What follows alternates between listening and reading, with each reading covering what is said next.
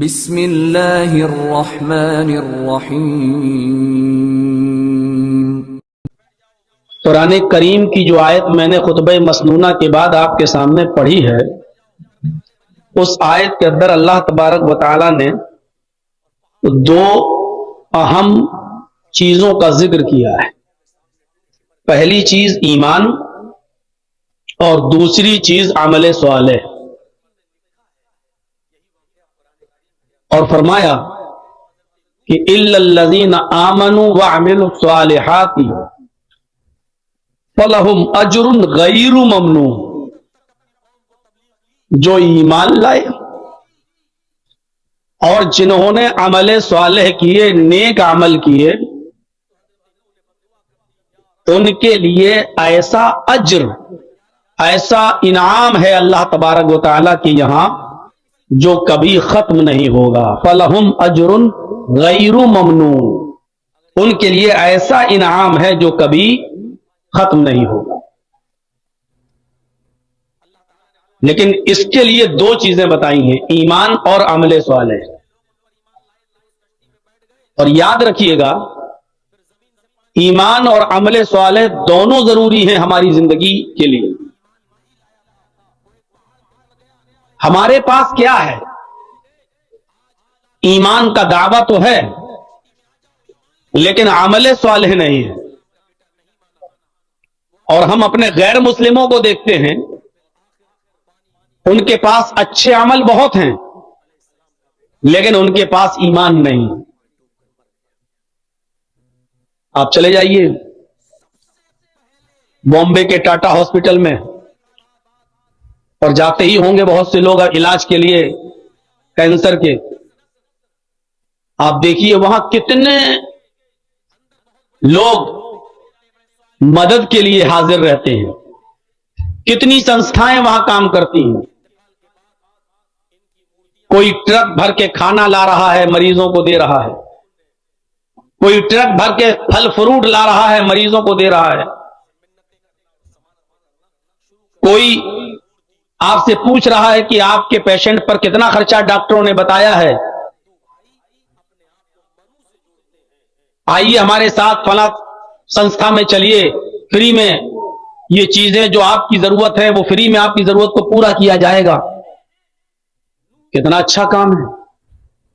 غریب لوگوں کے علاج کو کرانا اور ان کی مدد کرنا کتنا بڑا کام ہے، اور یہ غیر مسلم لوگ کر رہے ہیں۔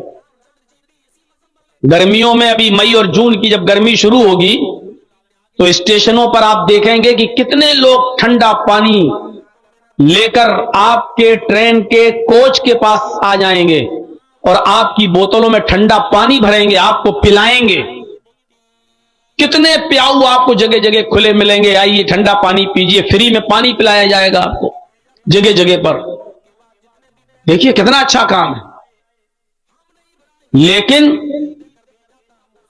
ان کاموں کی حیثیت کیا ہے؟ کیونکہ ان کے اندر ایمان نہیں۔ آج ہمارے اندر ایمان ہے لیکن عمل صالح نہیں ہے۔ ابھی رمضان کا مہینہ آنے والا ہے، ایک آدمی 10-10 20-20 50-50 لوگوں کو روزہ افطار کرائے گا اور اس کی ویڈیو بنائے گا، فوٹو ویڈیو بنا بنا کے باقاعدہ فیس بک پہ ڈالی جائے گی، واٹس ایپ گروپ پہ ڈالی جائے گی، یہ دکھانے کے لیے کہ دیکھو ہم نے کتنے لوگوں کو اپنے گھر میں بٹھا کے روزہ افطار کرایا۔ خاص طور پر پلیٹوں کی فوٹو لی جائے گی، دیکھیے ہم نے روزہ دار لوگوں کو کیا کیا کھلایا۔ عمل تو ہے لیکن عمل صالح نہیں ہے۔ ابھی کسی کو حج یا عمرے کی پرمیشن مل جائے اور چلا جائے عمرہ کرنے، خانہ کعبہ کے سامنے کھڑے ہو کر سیلفی لے گا، فوٹو کھینچے گا اور واٹس ایپ پہ ڈالے گا، فیس بک پہ ڈالے گا، اور گھڑیال کے آنسو بہاتے ہوئے کیا لکھے گا فیس بک پر معلوم؟ اللہ نے مجھے عمرے کی توفیق دی ہے، دعا کیجیے اللہ تعالیٰ سے اللہ میرے عمرے کو قبول فرمائے۔ اور مقصد کیا ہے کہ ہم سیلفی لے کر یہ دکھائیں لوگوں کو کہ دیکھو میں खाने काबा में खड़ा हूं, देखिए एहराम पहने हुए हूं, देखिए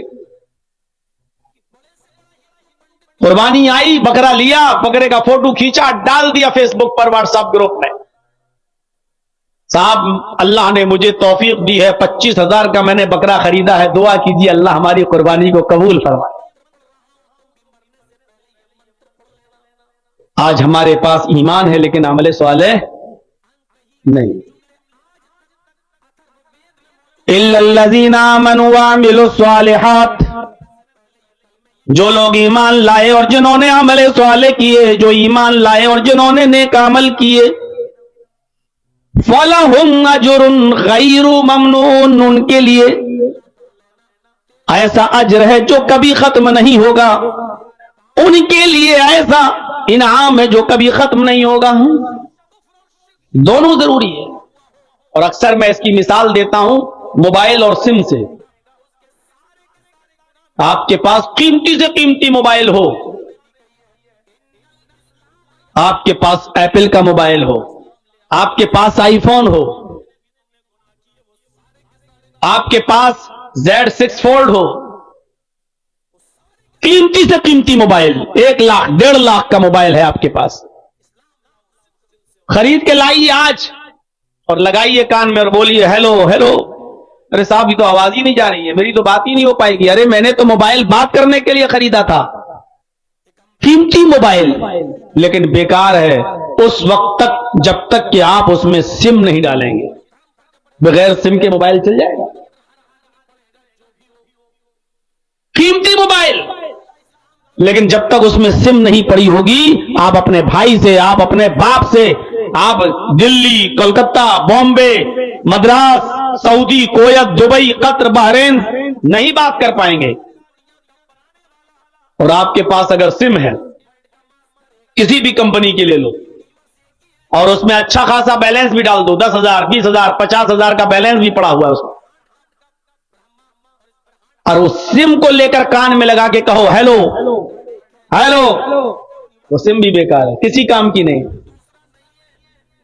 आप कहिए साहब मैंने तो इसमें बैलेंस भी बढ़वा लिया है, फिर क्यों नहीं बात हो रही है? नहीं बात होगी। 1 लाख रुपए का बैलेंस डाल दो, सिम बेकार। क्यों? क्योंकि वो मोबाइल में नहीं पड़ी हुई है, बाहर रहेगी, बेकार। जब उस सिम को मोबाइल में डाल दोगे तो वो सिम अपना काम करेगी। तो जिस तरह मोबाइल के लिए सिम जरूरी है और सिम कार्ड के लिए मोबाइल जरूरी है, उसी तरीके से ईमान के बाद अमले सालेह जरूरी है और अमले सालेह के लिए ईमान जरूरी है। हमारे पास ईमान है लेकिन अमले सालेह नहीं, हमारे भाइयों के पास, गैर मुस्लिमों के पास अमल है लेकिन ईमान नहीं। मेरे भाइयों, जो चीजें हमें खसारे से और नुकसान से बचाती हैं उनमें ईमान और अमले सालेह भी है। वल अस्र, जमाने की कसम, इन्नल इंसान लफी खुस्र, रुए जमीन पर जितने भी लोगों को तुम देख रहे हो सबके सब नुकसान में डूबे हुए हैं, सबके सब नुकसान में है, सब खसारे में है।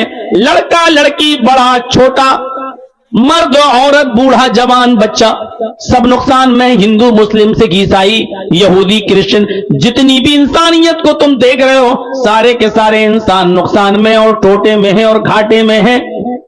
जो लोग नुकसान में नहीं है उनको अल्लाह ने मुस्तस्ना कर दिया, उनको अल्लाह ने अलग कर दिया। इल्लल्लज़ीना आमनू व अमिलुस सालिहाति व तवासौ बिल हक़्क़ि व तवासौ बिस सब्र। यहां पर भी अल्लाह रब्बुल आलमीन इन 4 लोगों में 2 लोग वो बतला रहा है जो ईमान लाए और जिन्होंने नेक अमल किया। ये लोग नुकसान में नहीं है, ये लोग घाटे में नहीं है। इल्लल्लज़ीना आमनू व अमिलुस सालिहात, जो ईमान लाए और जिन्होंने अमले सालेह किया वो नुकसान में नहीं। तो ईमान भी जरूरी है और अमले सालेह भी जरूरी है। अब आइए, ईमान क्या है?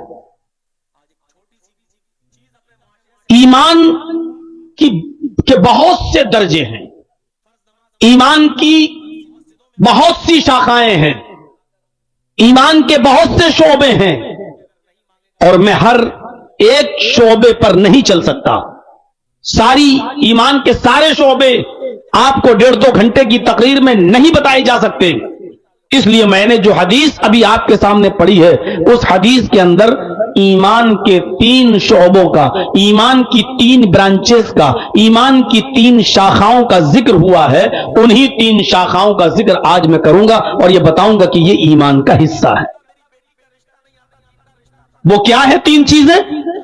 وعن ابی ہریرہ رضی اللہ تعالی عنہ عن النبی صلی اللہ علیہ وسلم قال، حضرت ابو ہریرہ رضی اللہ تعالیٰ عنہ فرماتے ہیں، حضرت ابو ہریرہ رضی اللہ تعالیٰ عنہ فرماتے ہیں کہ نبی اکرم صلی اللہ علیہ وسلم نے فرمایا الایمان بضع و 70 شعبۃ، ایمان کی 70 سے زیادہ شاخائیں ہیں. الایمان بضع و 70 شعبۃ، ایمان کی 70 سے زیادہ برانچز ہیں. 70 کا لفظ سے مراد 70 گنتی نہیں ہے، کوانٹٹی مراد نہیں ہے کہ 70 سے زیادہ شاخائیں ہیں، بلکہ یہاں اس سے مراد یہ ہے کہ ایمان کی بہت ساری شاخائیں ہیں، ایمان کی بہت سے شعبے ہیں. کبھی کبھی ہم لوگ بھی اپنی مادری زبان میں بولتے ہیں سدھر جاؤ، اور پھر دیکھا کہ نہیں سدھر رہا ہے کوئی آدمی، مان جاؤ اپنی حرکت سے 50 جوتے لگاؤں گا تمہیں. تو یہ 50 جوتے لگانے کا مطلب یہ نہیں ہے کہ ہم گن کے 50 جوتے تمہیں لگائیں گے، بلکہ اس کا مطلب یہ ہے کہ ہم سخت سزا دیں گے تمہیں، ہم بہت زیادہ ماریں گے تمہیں، بہت زیادہ پیٹیں گے تمہیں ہم. تو یہاں 70 سے زیادہ کی جو گنتی بتائی گئی ہے اس کا مطلب بھی یہی ہے کہ ہم ایمان کے بہت زیادہ برانچز ہیں، ایمان کی بہت زیادہ شاخائیں ہیں. ان میں 3 شاخاؤں کا ذکر کیا ہے اللہ کے رسول نے. پہلی شاخ، پہلی برانچ، پہلا شعبہ اور پہلا درجہ، اور وہ درجہ سب سے افضل ہے، وہ کیا ہے؟ فَأَفْضَلُهَا قَوْلُ لَا إِلَهَ إِلَّا اللَّهِ، ایمان کا پہلا درجہ، ایمان کی پہلی شاخ، ایمان کا پہلا شعبہ لا الہ الا اللہ کہنا ہے، لا الہ الا اللہ کا کہنا.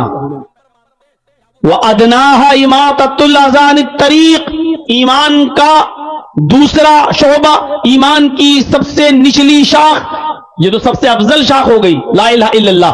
سب سے کمتر درجہ اماطۃ الاذی عن الطریق، راستے سے تکلیف دہ چیز کو ہٹا دینا، راستے سے تکلیف دینے والی چیز پڑی ہو اس کو دور کر دینا. اور ایمان کا ایک اور درجہ جو بتایا اس حدیث کے اندر وہ ہے والحیاء شعبۃ من الایمان، حیا، شرم و حیا یہ ایمان کا تیسرا درجہ. فرمایا یہ بھی ایمان کا ایک شعبہ، ایک شاخ ہے. والحیاء شعبۃ من الایمان، شرم و حیا بھی ایمان کا ایک درجہ ہے. اب سنیے، 3 چیزوں ہی کی وضاحت آج ہوگی. پہلی چیز فَأَفْضَلُهَا قَوْلُ لَا إِلَهَ إِلَّا اللَّهِ، سب سے افضل درجہ ایمان کا لا الہ الا اللہ کہنا ہے. اب لا الہ الا اللہ کہنے میں کیا لگ رہا ہے؟ لا الہ الا اللہ لو بس سب سے افضل ایمان مل گیا، سب سے افضل اور اعلیٰ درجہ حاصل ہو گیا؟ نہیں. لا الہ الا اللہ کہنے کا مطلب یہ ہے کہ لا الہ الا اللہ اپنے اندر جو تقاضے رکھتا ہے، آپ سے جو مطالبات ہے اس کے، اس کو پورا کرنا، یہ ہے لا الہ الا اللہ کہنے کا مطلب. دیکھیے لا الہ الا اللہ اس کا معنی کیا ہوا؟ لا معبود الا اللہ. لا الہ الا اللہ اس کا تقاضا کیا ہے؟ لا مسجود الا اللہ. لا الہ الا اللہ اس کا معنی کیا ہے؟ لا موجود الا اللہ. سمجھ رہے ہیں؟ لا الہ الا اللہ یعنی لا معبود الا اللہ، اللہ کے علاوہ کوئی معبود نہیں ہے، یہ مانو. لا الہ الا اللہ یعنی لا مسجود الا اللہ، اللہ کے علاوہ کوئی سجدہ کسی کے لیے جائز نہیں ہے، اللہ ہی مسجود ہے، اسی کو سجدہ ہوگا، کسی اور کو سجدہ نہیں ہوگا. لا الہ الا اللہ کا معنی کیا ہے؟ لا موجود الا اللہ یعنی اپنے علم کے اعتبار سے اللہ ہی موجود ہے، علم کے اعتبار سے، اپنے وجود کے اعتبار سے نہیں. لوگ بہت سے لوگ عقیدہ رکھتے ہیں اللہ ہر جگہ موجود ہے، یہ عقیدہ ہی غلط ہے. اللہ ہر جگہ نہیں، اللہ کا علم ہر جگہ ہے. اللہ سمندر میں نہیں ہے، لیکن اللہ کا علم سمندر میں ہے. یعنی اللہ سمندر میں نہیں ہے لیکن اللہ کو معلوم ہے کہ سمندر کے اندر کتنی مچھلیاں ہیں. اللہ کو معلوم ہے کہ اس مچھلی کے پیٹ میں کتنے انڈے ہیں. میرے بھائیوں, اسی طریقے سے اللہ نالیوں میں نہیں ہے لیکن نالیوں میں کیا پڑا ہے یہ اللہ کو معلوم ہے. اللہ لیٹرین میں نہیں ہے لیکن اللہ کو معلوم ہے کہ لیٹرین کے اندر کیا ہے. تو اللہ ہر جگہ موجود نہیں لیکن اللہ کا علم ہر جگہ موجود ہے. یہ عقیدہ رکھنا میرے بھائیوں. لا الہ الا اللہ, یعنی اللہ کے علاوہ کوئی توکل اور بھروسے کے لائق نہیں ہے. اللہ ہی کی ذات ہے کہ جس کے اوپر بھروسہ اور توکل کیا جائے. یہ ہے لا الہ الا اللہ کا معنی اور لا الہ الا اللہ کا مفہوم. اس تقاضے کو پورا کرنا یہ اعلیٰ درجے کا ایمان ہے. ایک اور چیز یاد رکھیے, لا الہ الا اللہ یہی وہ کلمہ ہے جو اپنے پڑھنے والے کو جنتی بنا دیتا ہے. اور اس جملے کو پڑھے بغیر اگر کوئی آدمی اس دنیا سے رخصت ہو گیا اور مر گیا تو وہ جہنمی ہو جاتا ہے. ایک انسان, ایک شخص زندگی بھر کفر و شرک کرتا رہا, 70 سال اور 80 سال کی عمر اس نے کفر اور شرک میں گزار دی, لیکن مرنے سے پہلے اس کو اللہ نے توفیق دے دی اور اس نے کلمہ پڑھ لیا, لا الہ الا اللہ, اس کلمے کا اقرار کر لیا اور مر گیا, تو یہ انسان جنت میں چلا. سوچئے یہ 80 سال کا بوڑھا آدمی اگر یہ کلمہ نہیں پڑھتا تو کہاں جاتا؟ شرک اور گناہ اور کفر کی دلدل میں پھنسا ہوا تھا. اگر یہ کلمہ نہ پڑھتا تو کہاں جاتا؟ 80 سال تک گناہ کرتا رہا لیکن گناہ شرک کرتا رہا, اور شرک کرنے کے بعد جب توفیق ملی تو مرنے سے ایک دن پہلے یا مرنے والے دن اس نے کہہ دیا, اشہد ان لا الہ الا اللہ, اللہ میں بہت گناہ گار تھا, ہمیں معاف کر دے, تیرے علاوہ کوئی معبود نہیں. اس نے اقرار کیا اور اس کے بعد میں وہ مر گیا, جنت کا مستحق ہو گیا. کیوں؟ ان الاسلام یہدم ما کان قبلہ, اسلام لانے کے بعد اس نے اب تک جتنے بھی گناہ کیے سارے کے سارے گناہ معاف ہو گئے. اسلام لانے کے بعد اس نے جتنے بھی گناہ کیے سارے کے سارے گناہ مٹا دیے گئے. تو وہ آدمی جس نے کلمہ پڑھا اس کے سارے گناہ مٹ گئے, اب یہ آدمی جنت کا مستحق ہو گیا. اگر کلمہ نہ پڑھتا تو جہنم میں جاتا, کلمہ پڑھ لیا تو کہاں گیا؟ جنت کے اندر چلا گیا. اور ایسے ایک دو نہیں, کئی واقعات ہیں حدیث کی کتابوں میں لکھے ہیں کہ جنہوں نے کلمہ پڑھ لیا اور کلمہ پڑھنے کے بعد ایک وقت کی بھی نماز نہیں پڑھی, ایک دن کا بھی روزہ نہیں رکھا, ایک بھی حج نہیں کیا, کوئی بھی اچھا کام نہیں کیا, اور وہ آدمی جنت کے اندر چلا گیا, یعنی اسی دن مر گیا. کلمہ پڑھتے ہی اس کا انتقال ہو گیا. انتقال کلمہ پڑھنے کے بعد نماز کا وقت ہی نہیں آیا کہ وہ نماز پڑھ لیتا, رمضان کا مہینہ بھی نہیں آیا کہ وہ روزہ رکھ لیتا, حج کا سیزن بھی نہیں آیا کہ وہ حج کر لیتا. زندگی بھر گناہ کرتا رہا, کلمہ پڑھا میرے بھائی اور اسلام کا مستحق ہو گیا, اس لیے کہ اس کو نماز کا موقع ہی نہیں ملا, روزہ رکھنے کا ٹائم ہی نہیں ملا.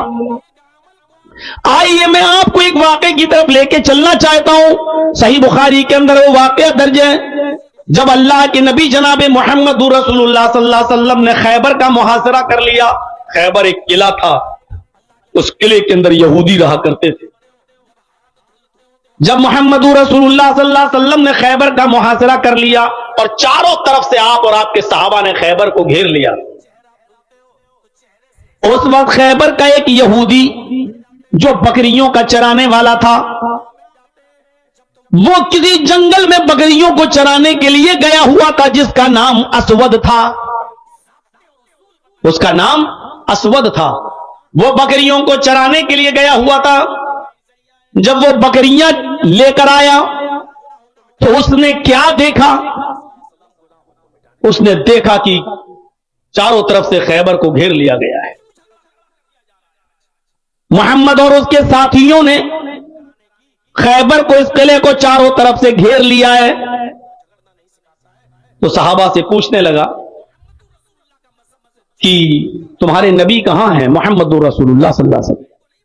تو یہودی اسود پوچھ رہا ہے. صحابہ نے کہا کہ وہ خیمہ لگا ہوا ہے, پردہ دیکھ رہے ہو نا, اس پردے کو ہٹانا تمہیں محمد رسول اللہ دکھ جائیں گے. اس کے ذہن میں یہ تصور تھا کہ محمد رسول اللہ جن کے صحابہ بہت عزت کرتے ہیں, کئی باڈی گارڈ ہوں گے محمد رسول اللہ کے پاس, ایک اعلیٰ قالین بچھی ہوگی, बड़ी इज्जत के साथ बैठे होंगे, चारों तरफ उनके बॉडीगार्ड होंगे। असवद यही तसव्वुर करता था कि मोहम्मद रसूलुल्लाह सल्लल्लाहु अलैहि वसल्लम की कैफियत यही होगी। जब वो खेमे की तरफ आगे बढ़ता है, जब वो आगे की तरफ जाता है और पर्दा हटाता है तो क्या देखता है कि मोहम्मद रसूलुल्लाह सल्लल्लाहु अलैहि वसल्लम कच्ची जमीन पर एक चटाई बिछाकर उसी के ऊपर बैठे हुए हैं। कच्ची जमीन पर, जैसे यही आप लोगों की जो कच्ची जमीन है, ऐसी ही कच्चे फर्श पर कच्ची जमीन के ऊपर खजूर के पत्तों की चटाई बिछाकर उसी के ऊपर बैठे हुए हैं। वो लौटकर सहाबा के पास आया और कहने लगा कि तुमने किस आदमी के पास मुझे भेजा है? मुझे किसी मामूली आदमी से नहीं, मुझे तुम्हारे नबी जनाबे मोहम्मद रसूलुल्लाह सल्लल्लाहु अलैहि वसल्लम से मिलना है।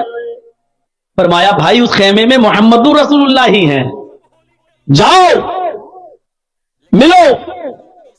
असवद खेमे का पर्दा हटाता है और मोहम्मद रसूलुल्लाह से अर्ज करता है कि मैं असवद हूं, इसी किले का रहने वाला हूं जिस किले को आप और आपके सहाबा ने चारों तरफ से घेर लिया है।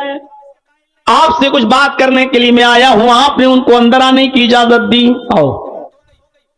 जब अंदर गए, असवद जब अंदर गया तो अल्लाह के नबी ने उसको कहा बैठ जाओ चटाई पर।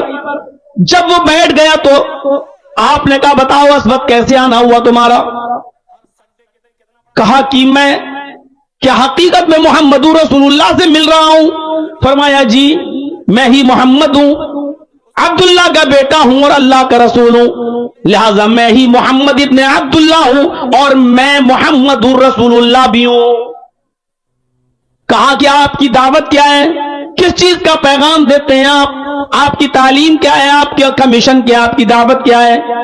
आपने फरमाया बहुत छोटी सी, और वो दावत है कुल ला इलाहा इल्लल्लाह। वो दावत ये है कि तुम अपनी जबान से कह दो अल्लाह के अलावा हमारा कोई माबूद नहीं, तुम कह दो ला इलाहा इल्लल्लाह, बस यही हमारी दावत है, ला इलाहा इल्लल्लाह की तरफ लोगों को बुलाना। वो असवद था, यहूदी था, गरचे काफिर था, लेकिन जानता था कि अगर ला इलाहा इल्लल्लाह मोहम्मद रसूलुल्लाह कहलवा रहे हैं तो ये कोई मामूली बात नहीं है। ला इलाहा इल्लल्लाह कहने के बाद हमें क्या क्या छोड़ना पड़ेगा वो जानता था। आज हम मुसलमान है नहीं जानते। हम ला खाए मोहम्मद इब्ने अब्दुल्लाह, इस दावत पर अगर मैंने अमल कर लिया तो क्या मिलेगा? आपने फरमाया सारे गुनाह माफ कर दिए जाएंगे और इस कलमे को पढ़ने के बाद, इसके तकाजों को पूरा करने के बाद अल्लाह जन्नत में दाखिल कर देगा। उसने फिर पूछा अगर मैं ये कलमा ना पढ़ूं, अगर मैं ला इलाहा इल्लल्लाह ना मानूं तो क्या होगा? फरमाया कि फिर अल्लाह जहन्नम में दाखिल करेगा और मुशरिक की कोई बख्शिश और मगफिरत नहीं। अच्छा, उसने थोड़ी देर वहीं बैठकर गौर किया और फिर कहने लगा हाथ यदका, अल्लाह के नबी अपना हाथ बढ़ाइए, मैं इस कलमे का इकरार करता हूं। आपने अपना हाथ बढ़ाया और उस असवद ने कलमा पढ़ लिया, अशहदु अल्ला इलाहा इल्लल्लाह व अन्ना मुहम्मदन अब्दुहु व रसूलुहु। उसने ला इलाहा इल्लल्लाह का इकरार कर लिया, कलमा पढ़ लिया। अब कलमा पढ़ने के बाद कहता है अरे अल्लाह के नबी अब काम क्या है मेरा? अभी तक तो मैं यहूदियों की बकरियां चराता हूं, अब काम बताओ मेरा। इस्लाम ले आया, अब मुझे यहूदियों की बकरियां नहीं चराना, अब मुझे ये काम नहीं करना, अब तो मैं मुसलमान हो गया हूं, अब मुझे ये बताइए कि मैं क्या करूं? आपने फरमाया असवद इस वक्त नमाज का टाइम नहीं है कि मैं तुमसे कहूं कि नमाज पढ़ो, रमजान का महीना नहीं कि मैं तुमसे कहूं रोजा रखो, हज का महीना नहीं कि मैं तुमसे कहूं हज करने जाओ। इस वक्त कुछ नहीं है। हां, फला बस्ती में जाओ, लोग जिहाद कर रहे हैं, हमारे सहाबा काफिरों से लड़ रहे हैं, हमने उनको भेजा है, तुम भी जाओ और जिहाद में शामिल हो जाओ। उसने तलवार ली, कहा ठीक है मैं जाता हूं। आए अल्लाह के नबी अगर मैं मैदान जिहाद में गया, अगर मैं जिंदा वापस आ गया तो? फरमाया गाजी कहलाओगे। कहा अल्लाह के नबी अगर मैदान जिहाद में गया और मार डाला गया, قتل کر دیا گیا تو آپ نے فرمایا لکل جنہ، پھر تیرے لیے جنت ہے. کہا ٹھیک ہے میں جا رہا ہوں، ان بکریوں کا کیا کروں؟ آپ نے فرمایا یہ بکریاں تم چراتے ہو؟ بولے جی. کس کی ہے؟ یہودیوں کی ہیں. فرمایا یہودیوں کی بکریاں ہیں، اور ان بکری اور قلعے کا تو آپ نے محاصرہ کر لیا، گھیر لیا ہے. اللہ کے نبی کہتے ہیں اگر ان بکریوں کو ان کے مالکوں کے حوالے تم نے نہیں کیا تو پھر جہاد بھی تمہارا بیکار ہے. اتنا بڑا کام جہاد کا، لیکن بیکار اگر لوگوں کی امانتیں تم نے واپس نہیں کی. امانت میں خیانت کر کے اگر جہاد لڑو گے تو جہاد کا ثواب نہیں ملے گا، ساری عبادت عمل بیکار ہو جائے گا تمہارا. ان بکریوں کو ان کے مالکوں کے حوالے کر دو. فرمایا اللہ کے نبی تھوڑی دیر کے لیے خیبر کا دروازہ کھول دیجئے. اچھا پھر ان بکریوں کو ہم خیبر کے دروازے کے اندر داخل کر دیتے ہیں اور وہاں سے یہ بکریاں اپنے اپنے گھروں میں چلی جائیں گی. ہم جب بھی بکریاں چرا کے آتے ہیں ہم خیبر کے دروازے تک بکریوں کو لاتے ہیں اور بکریاں وہاں سے اپنے اپنے گھر خود ہی چلی جاتی ہیں. آپ نے فرمایا اچھا. تو آپ نے ایک صحابی سے کہا جاؤ اور ان کی بکریوں کو خیبر کے دروازے تک چھوڑ دو، اسود کو بھی ساتھ لے جاؤ. اسود ساتھ گیا، اسود ساتھ میں گیا اور بکریوں کو دروازے تک چھوڑ دیا. بکریاں وہاں سے اپنے اپنے مالکوں کے گھر چلی گئیں اور اسود تلوار اٹھا کر میدان جنگ میں چلا گیا. جہاد کیا، تھوڑی دیر لڑا، ایک تو کافروں کو مارا بھی، قتل بھی کیا اور بالآخر میدان جنگ میں قتل کر دیا گیا. اسود کی گردن پر بھی تلوار چل گئی، اسود بھی شہید ہو گئے. صحابہ کرام جو وہاں لڑ رہے تھے ان کو معلوم ہی نہیں یہ کون ہے. آیا، لڑا، قتل ہو گیا. ہماری طرف سے لڑ رہا تھا، کافروں کو مار رہا تھا، لیکن ہم تو جانتے نہیں کہ یہ کون آدمی ہے. اللہ کے نبی کو بلایا گیا. اللہ کے رسول صلی اللہ علیہ وسلم نے اسود کی جب شکل دیکھی تو صحابہ سے کہا چونکو نہیں، یہ وہ شخص ہے جو آج ہی ایمان لایا، یہ وہ شخص ہے جس نے آج ہی کلمہ پڑھا، اشہد ان لا الہ الا اللہ. آئے میرے ساتھیوں، یہ پہلا وہ شخص ہے جس نے ایک بھی وقت کی نماز نہیں پڑھی. یہ پہلا وہ آدمی ہے جس نے ایک بھی روزہ نہیں رکھا. یہ پہلا وہ شخص ہے جس نے ایک بھی حج نہیں کیا، جس نے اسلام قبول کرنے کے بعد ڈائریکٹ میدان جہاد میں کود گیا اور شہید کر دیا گیا. یہ پہلا وہ شخص ہے جو آج اسلام لایا اور کلمہ پڑھنے کے بعد شہید ہو گیا. یہ پہلا وہ شخص ہے جس کو اللہ نے بغیر نماز پڑھے اور بغیر روزہ رکھے اس کو جنت میں داخل کر دیا. بتانے کا مقصد پورے واقعے کو سامنے رکھنے کی بات کیا ہے جانتے ہیں؟ صرف اتنا کہ کلمہ پڑھ لیا جنت میں چلا. یہی وہ کلمہ ہے جو انسان کو جنتی بنا دیتا ہے، لیکن کب؟ جب اس کلمے کے تقاضے کو پورا کیا جائے. ہم نے کلمے کی حقیقت کو سمجھا نہیں ہے. بخاری کی روایت ہے، اللہ کے نبی صلی اللہ علیہ وسلم فرماتے ہیں اگر ساری کائنات کو، ساری دنیا کو ترازو کے پلڑے پہ رکھ دیا جائے، دنیا کتنی بڑی ہے، کتنے پیڑ، کتنے پودے، کتنے کھیت، کتنے جنگلات، کتنے پہاڑ، کتنے بھاری بھاری پتھر، ان ساری چیزوں کو ترازو کے پلڑے پہ رکھ دیا جائے اور اللہ کے رسول فرماتے ہیں لا الہ الا اللہ کو ترازو کے دوسرے پلڑے پہ رکھ دیا جائے اور اس کے بعد میں ترازو اٹھائی جائے، لا الہ الا اللہ کا پلڑا بھاری ہوگا، لا الہ الا اللہ کا پلڑا جھک جائے گا، لا الہ الا اللہ پوری دنیا سے بھاری ہوگا، لا الہ الا اللہ کا پلڑا جھک جائے گا اور پوری دنیا کا، کائنات کا پلڑا اٹھ جائے گا. آپ اندازہ لگا رہے ہیں لا الہ الا اللہ کی حیثیت؟ لیکن اس کے تقاضوں کو پورا کریں گے تب. ایک وقت کی نماز نہیں پڑھی، ایک روزہ نہیں رکھا، آج اسلام لایا، کلمہ پڑھا، جہاد میں گیا، شہید ہو گیا اور چلے. کہاں ہیں ہم؟ آئیے ایک اور چیز بتائیں. یہ بھی بخاری کے اندر ایک چھوٹا بچہ نہیں، 12 سال عمر، اور عرب کے 12 سال کے بچے ہمارے یہاں کے 12 سال کے بچوں کے برابر نہیں تھے، نہیں ہے. عرب کے اندر آپ کو یاد ہوگا کہ 6 سال کی عمر میں حضرت عائشہ کی شادی ہوئی اور 9 سال کی عمر میں ان کی رخصتی ہو گئی، یعنی 9 سال کی عمر میں وہ بالغ ہو گئی تھی. اب آپ اندازہ لگائیے کہ 12 سال کا لڑکا یہودی کا وہ اللہ کے نبی صلی اللہ علیہ وسلم کے درس میں آتا، بیٹھتا، سنتا اور نبی کی خدمت بھی کرتا تھا، نبی اکرم صلی اللہ علیہ وسلم کی سیوا بھی کر دیا کرتا تھا۔ اس کو محمد رسول اللہ کی باتیں بہت زیادہ پسند آتی، نبی کی باتوں کو غور سے سنتا اور اپنے گھر جا کر اپنے باپ سے کہتا، اے ابو جان، میرا دل محمد رسول اللہ کی باتوں پہ بہت لگتا ہے اور میں چاہتا ہوں کہ میں دین اسلام کو قبول کر لوں۔ اس کا باپ اس کو ترچھی نظروں سے دیکھتا، گھور کر کیا کہا، بیٹا سنو، تم محمد کو نہیں جانتے، وہ کتنا بڑا جادوگر ہے، تم اس کی باتیں سنتے ہو؟ نہیں نہیں، تمہیں محمد کے اوپر اور محمد کی باتوں پر ایمان لانے کی ضرورت نہیں۔ باپ منع کر دیتا، بیٹا مان جاتا، لیکن بار بار وہ نبی کی محفل میں جاتا اور نبی کی خدمت بھی کرتا۔ اس کا دل نبی کی طرف مائل۔ ایک دن بیمار ہو گیا، پھر بیماری نے طول پکڑ لیا اور بیماری اتنی بڑھ گئی کہ اب اس بچے کے بچنے کی کوئی امید نہیں رہی۔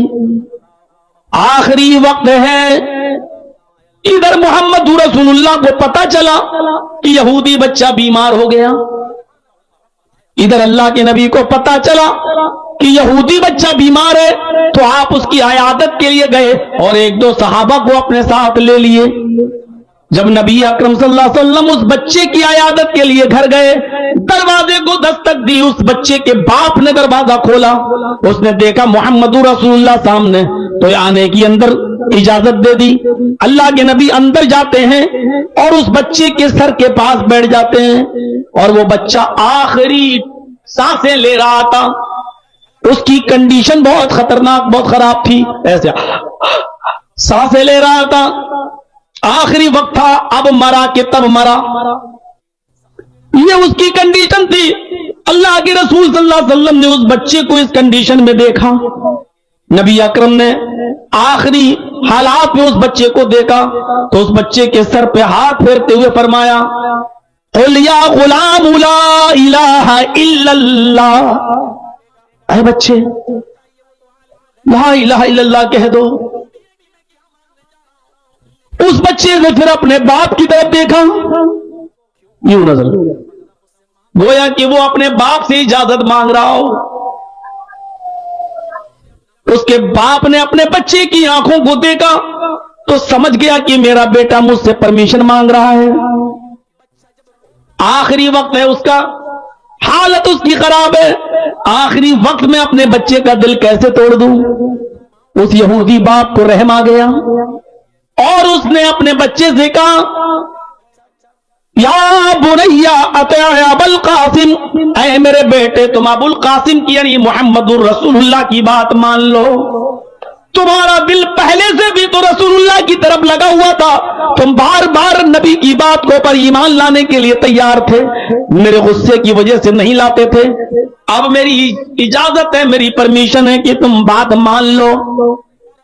اس چھوٹے سے 12 سال کے بچے کے چہرے پہ مسکراہٹ آ گئی، اپنے باپ کی طرف سے ملنے والی پرمیشن پر اس کی مسکراہٹ آ گئی اور اس نے فوراً کلمہ پڑھ لیا، اشہد ان لا الہ الا اللہ واشہد ان محمدن عبدہ ورسولہ، اور اس نے اللہ کے نبی کے ہاتھ کو پکڑ لیا، ابھی پکڑے تھا، مسکرا رہا تھا اور یہ سب جملہ اس کی زبان سے نکلا ہی تھا، اشہد ان لا الہ الا اللہ واشہد ان محمدن عبدہ ورسولہ، اور یہ کلمہ پڑھتے ہوئے مسکراتے ہوئے اس کی آنکھیں کھلی کی کھلی رہ گئی اور آسمان سے ٹک گئی، یعنی اس کی روح نکل گئی، بچے کا انتقال ہو گیا، سانس دیکھی گئی، دل کی دھڑکنیں دیکھی گئی، سب رک گئی، گواہی دے دی گئی کہ بچہ بھی اس دنیا میں نہیں رہا۔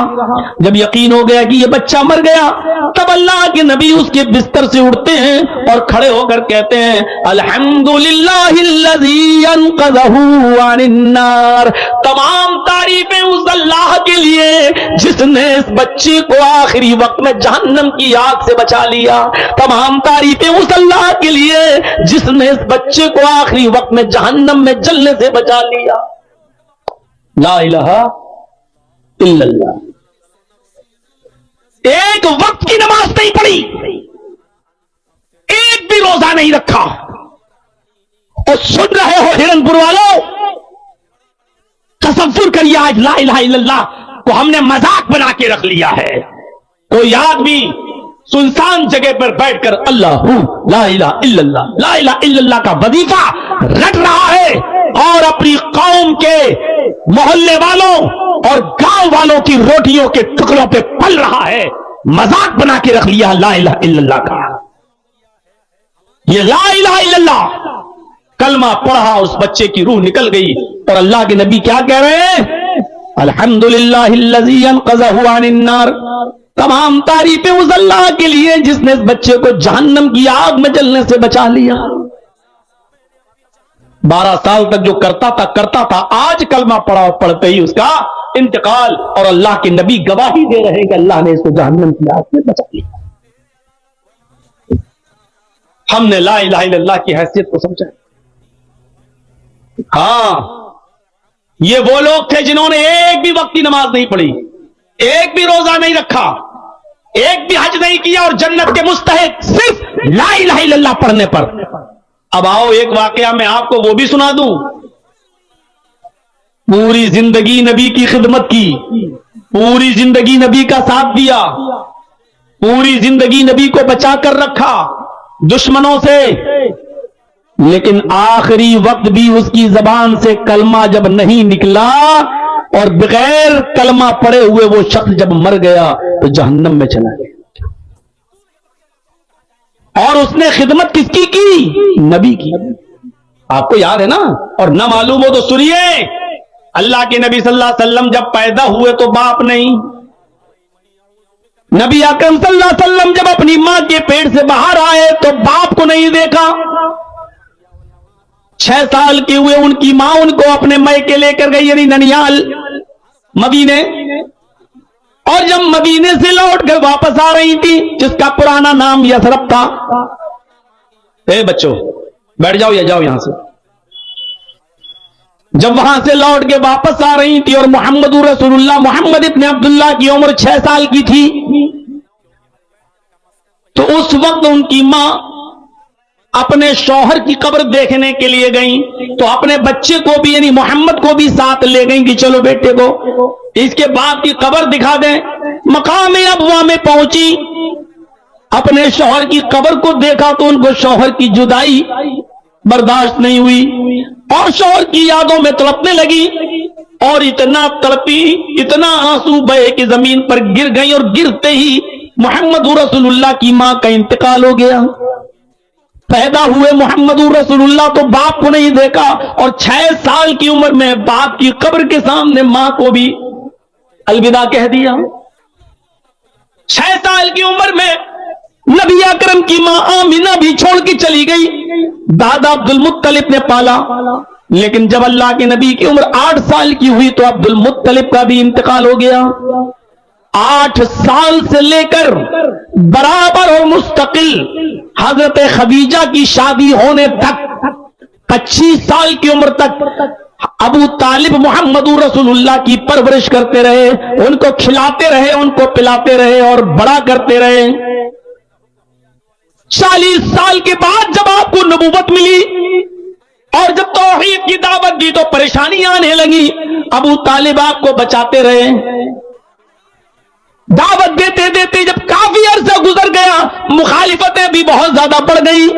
تو ایک دن یہ کافر جب آئے تو کہنے لگے ابو طالب اب پانی بہت آگے چڑھ گیا ہے, تمہارا بھتیجا رکنے کا نام ہی نہیں لیتا, ہمارے معبودوں کو برا بھلا کہتا ہے, ہمارے معبودوں کو گالیاں دیتا ہے, اور ہمارے معبودوں کو کہتا ہے کہ یہ لنگڑے لولے اندھے بہرے یہ کیا سنیں گے تمہاری. اے ابو طالب اب پانی حد سے آگے چڑھ چکا ہے, اب تم اپنے بھتیجے کو سمجھا نہیں پائے ہو, میں تمہارے پاس ایک مشورہ لے کر آیا ہوں. کہا کیا ہے مشورہ؟ کہا تمہیں بچہ ہی پالنا ہے تو میرا بیٹا لے لو, پالو لو, کھلاؤ پلاؤ, لیکن تم اپنے بھتیجے کو میرے حوالے کرو. اب ہمارا سماج, ہماری سوسائٹی اس کو جو سزا دینا چاہے گی دے گی, کیونکہ محمد نے اب معاملہ بہت اوپر کر دیا ہے, پانی اب اوپر چڑھ گیا ہے, اب یہ سمجھانے بجھانے کی ضرورت نہیں ہے, اب لاؤ اور محمد کو ہمارے حوالے کرو. ابو طالب نے کہا واہ اتنا اچھا فیصلہ, تمہارے بچے کو, تمہارے بیٹے کو میں کھلاؤں پلاؤں اور کھلا پلا کر ساڑ کروں, اور میرے بھتیجے کو لے جاؤ تم تاکہ اس کی ٹکا بوٹی کرو, اس کو مارو اور قتل کرو. یہ تمہارا انصاف؟ یعنی تمہارے بیٹے کو میں اپنے گھر میں رکھ کر پال پوس کر بڑا کروں اور میرے بھتیجے کو تم ٹکڑے ٹکڑے کرو, یہ ججمنٹ لے کر, یہ فیصلہ لے کر, یہ انصاف کی بات کرنے کے لیے تم آئے ہو ہمارے پاس؟ کہا تو آپ کا بھتیجا نہیں مانتا, سمجھا لو ورنہ اب جہاں ملے گا اس کو قتل کر دیا جائے گا. یہ دھمکی دے کر چلے گئے. یہاں گئے, یہاں ابو طالب کو برا لگا کہ اگر محمد کو میری زندگی میں کچھ ہو گیا تو میں کیسے برداشت کروں گا. آپ نے بلایا, بھتیجے دراؤ. جب محمد رسول اللہ آئے, آپ نے کہا بھتیجے اپنے چچا کے کمزور کاندھوں پر اتنا بوجھ نہ ڈالو. اے محمد اپنے چچا کے ناتواں کاندھوں پر, کمزور کاندھوں پر اتنا بوجھ نہ ڈالو کہ میں برداشت نہ کر سکوں. آج کافر حد سے آگے چڑھ گئے اور تمہیں مارنے کی دھمکی دے گئے. میرے بھتیجے میرا مشورہ مانو, ان کافروں کو ان کے حال پر چھوڑ دو, کرنے دو جو کر رہے ہیں, تم اپنا کام کرو, چھوڑ دو ان کو ان کے حال پر, مت برا بھلا کہو. اللہ کے نبی سمجھ گئے کہ میرے چچا میری مدد نہیں کرنا چاہتے ہیں, دھمکی ملی ہوئی ہے, تو کہا کہ اے چچا جان آپ اگر میری مدد نہیں کرنا چاہتے تو مت کریں گے. آج سے آپ اپنا ہاتھ میرے سر سے ہٹا لیجیے, کوئی بات نہیں, لیکن میں اس دعوت سے نہیں رک سکتا جو اللہ نے مجھے دے کر بھیجا ہے. لا الہ الا اللہ کی دعوت میں دوں گا. آئے چچا اگر یہ کافرین مکہ سورج لائیں اور داہنے ہاتھ پہ لا کر رکھ دیں اور چاند لے آئیں اور بائیں ہاتھ پہ لا کے رکھ دیں, یہ ان کے لیے آسان ہو سکتا ہے. ارے سورج کو اکھاڑنا آسان کام ہے کیا؟ 9.5 کروڑ 30 لاکھ میل کی بلندی پر ہے یہ سورج, اس کو کوئی اکھاڑ کے لا سکتا ہے؟ لیکن اللہ کے نبی نے کہا اگر یہ سورج اکھاڑ کے بھی لے آئیں اور داہنے ہاتھ پہ رکھ دیں اور چاند اکھاڑ کے لائیں اور بائیں ہاتھ پہ رکھ دیں, یعنی جو کام ناممکن ہے لیکن ان کافروں کے لیے کام آسان ہو سکتا ہے, کر رہے ہیں. لیکن یہ آسان نہیں کہ میں دین کی دعوت چھوڑ دوں اور میں لا الہ الا اللہ کی تبلیغ چھوڑ دوں, مجھ سے یہ نہیں ہو سکتا. آپ ہاتھ ہٹانا چاہتے ہیں تو ہٹا دیں. یہ کہہ کر آپ چل دیے. ابو طالب نے آواز دی یا ابنا اخی, آئے میرے بھائی کے بیٹے, یعنی آئے بھتیجے, ادھر آؤ. جی بولو, کہیے. تیری آنکھ میں آنسو نہیں دیکھ سکتا, تجھے تیرے رب نے, تجھے تیرے اللہ نے, تجھے تیرے پروردگار نے جو دعوت دین دے کر بھیجا تو اس کو پورا کر, تو لوگوں کو توحید کی دعوت دے.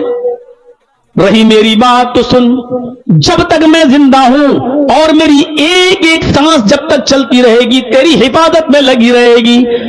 دیکھتا ہوں میری زندگی میں کون تیرا کچھ کرے گا, دیکھتا ہوں میری زندگی میں کوئی خروچ بھی تجھے آ جائے, جاؤ سب سے میں نبڑ لوں گا, تو اپنی دعوت دے لوگوں کو.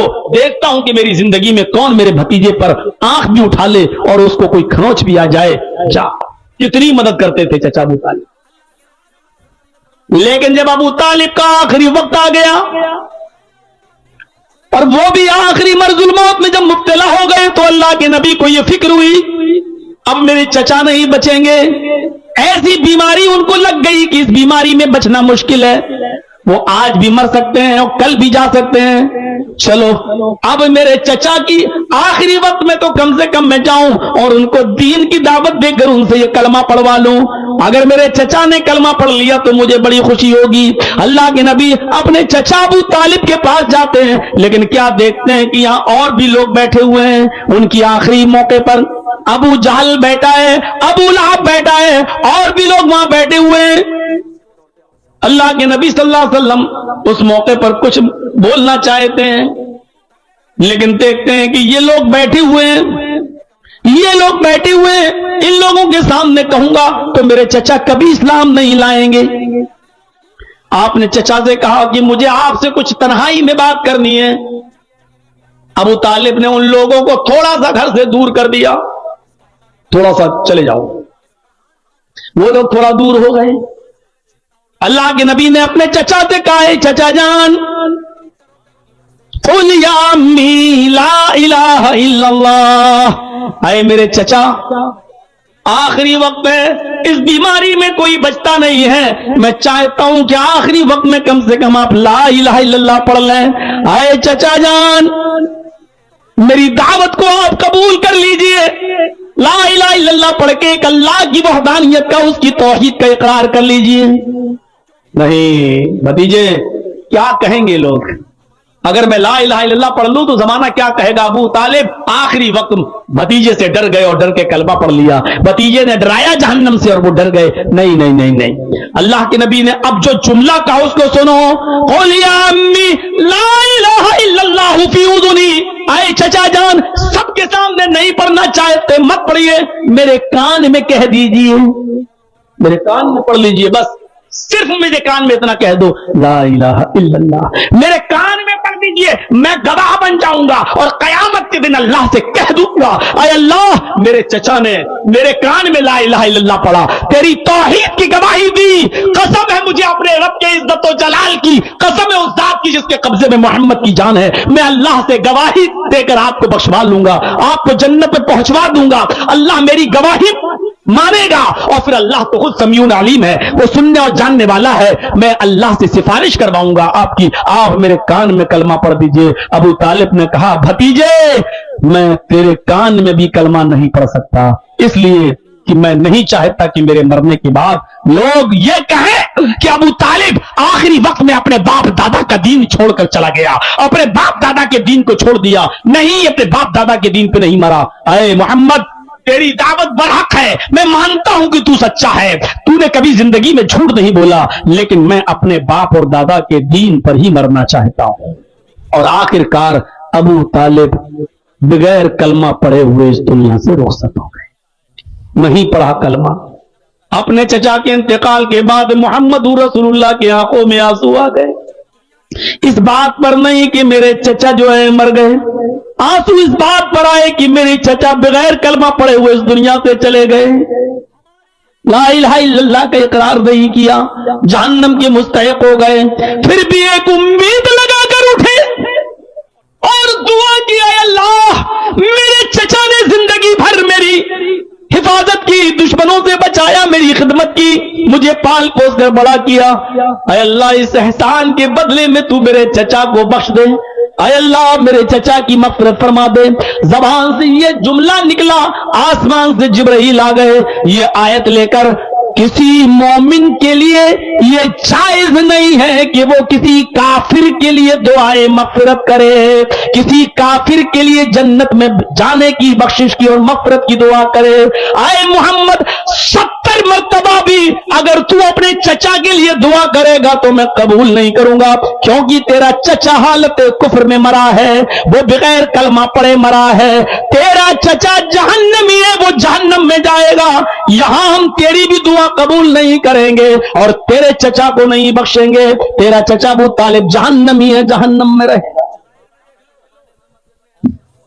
نبی اکرم کے آنکھوں میں آنسو، ہاں پھر اللہ نے اتنا ضرور یقین دلایا، اے محمد ابن عبداللہ، اے میرے محبوب، اے میرے حبیب، تیرا چچا جائے گا تو جہنم میں، لیکن تیری دعا کے نتیجے میں، تیرے دعا کے ثمرات میں ہم اتنا ضرور کریں گے تیرے چچا کے ساتھ کہ ہم ان کو جہنم میں سب سے ہلکا عذاب دیں گے، کیونکہ اس نے زندگی بھر تیری سیوا کی، زندگی بھر تمہاری خدمت کی، زندگی بھر تمہارا ساتھ دیا، اس کا انعام اتنا ضرور کر دے دیں گے کہ ہم جہنم میں سب سے ہلکا عذاب دیں گے۔ اب جہنم کا سب سے ہلکا عذاب بھی تو بڑا خطرناک ہے۔ ان احونا اهل النار عذابا يوم القيامه لرجل يوضع في اقمص قدميه جمرتان، جہنم کا سب سے ہلکا عذاب یہ ہے کہ انسان کے دونوں پیروں کے تلووں کے نیچے آگ کی 2 چنگاری رکھ دی جائے گی۔ چولہے سے کبھی لکڑی ڈالتے چنگاری اٹھتی ہے نا، چنگاری ہلکی سی اٹھی اور پھوٹ گئی، جہنم کے 2 چنگاریاں ہم دونوں تلووں کے نیچے رکھ دیں گے، یہ سب سے ہلکا عذاب ہوگا۔ اور ان دونوں چنگاریوں کا حال یہ ہوگا، یغلی منہما دماغہ، ان دونوں چنگاریوں کی وجہ سے اس کا دماغ ہانڈی کی طرح کھول رہا ہوگا۔ جیسے کوئی چیز پکائیے، آپ پانی کو ابالیے اور गैस सिलेंडर पर रख दीजिए और 15 मिनट के बाद देखिए पानी कैसे उबलता है। ये 2 चिंगारियां पैरों के तलवे के नीचे रखी जाएंगी और उन चिंगारियों से दिमाग हांडी की तरह खोल रहा होगा, उबल रहा होगा जैसे हांडी में पानी उबलता है। यगली मिनहुमा दिमाग, उसका दिमाग खोल रहा होगा, उबल रहा होगा। मेरे भाइयों, ये सबसे हल्का अजाब होगा। फरमाया क्या है मोहम्मद, हम तेरे चचा को सबसे हल्का अजाब देंगे, लेकिन देंगे और जहन्नम में डालेंगे और कभी जिंदगी के अंदर वो जहन्नम से निकलेगा नहीं, क्योंकि वो जहन्नम काफिरों के लिए हमेशा के लिए बनाई गई है, कभी नहीं निकलेगा। वमावाहु नार, हमेशा जहन्नम में रहेगा, कभी नहीं निकलेगा। अजाब हल्का कर देंगे लेकिन जहन्नम से नहीं। पूरे वाक़े को बयान करने का मकसद क्या है? कलमा पढ़ा तो एक वक्त की नमाज भी नहीं पढ़ी, वो जन्नत में चला गया। और जिसने पूरी जिंदगी नबी की खिदमत की, पूरी जिंदगी नबी की सेवा की, पूरी जिंदगी नबी को चाहा, पूरी जिंदगी नबी को दुश्मनों से बचाया, लेकिन बगैर कलमे के वो इस दुनिया से चला गया, तो कहां गया? जहन्नम में गया। मेरे प्यारे साथियों, तो अफजलुहा कौलु ला इलाहा इल्लल्लाह, अफजल कलमा, अफजल चीज क्या है? ला इलाहा इल्लल्लाह। ये ईमान का आला दर्जा। और ला इलाहा इल्लल्लाह का माना यह है कि जब पढ़ लिया तो यह माना जाए कि वही है इबादत के लायक, वही है सजदे के लायक, वही है दुआओं को सुनने के लायक, वही है हमारी हाजात और हमारी जरूरियात को पूरा करने के लायक, उसके अलावा कोई नहीं। मिसालें मत दो, छत में चढ़ना हो तो सीढ़ी की जरूरत पड़ती है। माफ कीजिएगा, हमें और आपको सीढ़ी की जरूरत पड़ती है। माफ कीजिएगा, वहां जो लोग बैठे हैं उनको सुनाने के लिए हमें माइक की जरूरत पड़ती है, लेकिन अल्लाह तक अपनी आवाज को पहुंचाने के लिए हमें माइक की जरूरत नहीं है, क्योंकि अल्लाह रब्बुल आलमीन हमारी बात को बगैर माइक के भी सुनने पर कादिर है। अगर अल्लाह को सुनाने के लिए हम वसीला इस्तेमाल करें तो फिर अल्लाह की कुदरत क्या रह गई? अल्लाह अगर बगैर वसीले के नहीं सुन पा रहा है तो फिर कुदरत क्या रह गई अल्लाह की? अरे एक बार हजरत औस इब्ने सामित ने खौला बिनते सालबा अपनी बीवी से जिहार कर लिया था। जिहार जानते हैं? गुस्से में आकर अपनी बीवी से कह दिया, अंते अलैया का ज़हरी उम्मी, तू मुझ पर मेरी मां की तरह हराम हो चुकी है, तू मुझ पर मेरे मां की पीठ की तरह हराम, जिस तरह मेरी मां मुझ पर हराम है उसी तरह तू भी हराम। चल हट, आज के बाद हम तेरा चेहरा नहीं देखेंगे। और थोड़ी देर के बाद गुस्सा ठंडा हो गया तो कहते हैं कि खौला, ये मुझसे क्या हो गया, ये तो बहुत बड़ी गलती हो गई, ओहो ये क्या हो। लेकिन अरब के अंदर ये भी तलाक की एक शक्ल मानी जाती थी। अब तुमने अपनी बीवी को ये तो नहीं कहा कि मैंने तलाक दी, लेकिन ये कह दिया कि मुझ पर मेरी मां की तरह हराम, तो इसका मतलब ये हुआ कि अब तुम अपनी मां से नहीं मिल सकते थे। ये अरब के अंदर ये दस्तूर था। अल्लाह के नबी सल्लल्लाहु अलैहि वसल्लम के पास भी कोई अहकाम नाजिल नहीं हुए थे कि आप उसका कोई रास्ता निकालते। इसलिए औस इब्ने सामित ने अपनी बीवी खौला बिनते सालबा को मोहम्मद रसूलुल्लाह के पास भेजा, जाओ और नबी अकरम सल्लल्लाहु अलैहि वसल्लम से कहना हमारे और तुम्हारे दरमियान कोई रास्ता निकाल दो। खौला बिनते सालबा मदीने में मस्जिद नबी के से लगे हुए हजरत आयशा की हुजरे को दस्तक देती है। हजरत आयशा ने दरवाजा खोला, खौला ने सलाम किया, आयशा ने जवाब दिया वालेकुमुस्सलाम। खौला ने कहा कि मैं अल्लाह के रसूल से मिलने के लिए आई हूं। हजरत आयशा ने इजाजत दी और वो नबी अकरम से बातें करने लगी। खौला बिनते सालबा अपना वाक़या बयान कर रही है, अरे अल्लाह के नबी, मेरे शौहर ने मुझे अपनी ऊपर अपने मां की तरह हराम कर लिया है, मेरे लिए कोई रास्ता बताओ, कोई रास्ता निकालो। अल्लाह के नबी कहते हैं, खौला मेरे पास कोई रास्ता नहीं है, तुम अपने शौहर के लिए हराम हो चुकी हो, तुम उनसे दूर रहो। कहा अल्लाह के नबी, अगर आप रास्ता नहीं निकालेंगे तो कौन निकालेगा? फरमाया, आए खौला, जब अर्श वाले ने कोई रास्ता नहीं बताया तो मैं कैसे बता दूं? मेरी तरफ से कोई रास्ता नहीं है, तुम अपनी शौहर के लिए हराम हो चुकी हो। उसने जिद की, अल्लाह के नबी ने भी इनकार किया, उसने बार बार कहा, लेकिन नबी ने भी बार बार मना कर दिया कि मेरे पास कोई रास्ता नहीं। हाँ, ये जुमले पर गौर करना, खौला बिनते सालबा ये बातें नबी से कह रही है और नबी खौला बिनते सालबा से बातें कर रहे हैं। हुजरा बहुत छोटा है, इतना समझो, इतना समझो जैसे ये कैमरे हमारे ये लगे हुए हैं, ये और यहां मैं बैठा हुआ हूं, ये हुजरा इतना बड़ा है। हजरत आयशा फरमाती हैं, खौला बिनते सालबा اللہ کے نبی سے باتیں کر رہی تھی اور محمد رسول اللہ خولہ بنت ثعلبہ سے باتیں کر رہے تھے. خولہ بنت ثعلبہ سے باتیں کر رہے تھے. ان دونوں کے درمیان کیا گفتگو ہو رہی تھی, ان دونوں کے درمیان کیا باتیں ہو رہی تھی. لم اسمع کلامہما, خولہ بنت ثعلبہ کی اور محمد رسول اللہ کی باتیں ہم نہیں سن پا رہے تھے. سمجھ رہے ہیں آپ؟ ایک چھوٹا سا حجرہ, عائشہ ایک کونے میں بیٹھی ہوئی ہیں, اتنی دور رہی ہوں گی عائشہ جیسے یہ رکھا ہوا ہے آپ کا ٹیم ٹام یہاں, اتنی دور حضرت عائشہ بیٹھی ہیں اور حضرت عائشہ کہہ رہی ہیں اللہ کے نبی اور خولہ بنت ثعلبہ کیا باتیں کر رہے ہیں. لم اسمع کلامہما, ہم ان دونوں کی باتیں نہیں سن پا رہے تھے جبکہ وہ میرے قریب میں تھی. یہاں سے اندازہ لگائیے گا, اس جملے کو میں نے چھوڑ دیا ہے آپ لوگوں کے لیے تھوڑی دیر کے لیے. اب سنیے, خولہ بنت ثعلبہ کو اللہ کے نبی نے منع کر دیا, جاؤ میرے پاس کوئی راستہ نہیں ہے. اب خولہ بنت ثعلبہ وہاں سے نکلی, سیدھے مسجد نبی میں چلی گئی, وضو بنایا, 2 رکعت نماز پڑھی اور پھر اللہ کو پکارنے لگی کہ اے اللہ میرے لیے کوئی راستہ نکال. اے اللہ اب تو محمد کا بھی دروازہ بند ہو گیا ہے, محمد رسول اللہ نے بھی اپنی چوکھٹ بند کر لی ہے. اے اللہ اگر تو نے میرے اور میرے شوہر, میرے ہسبینڈ کے درمیان راستہ نہیں نکالا تو میں کہاں جاؤں گی.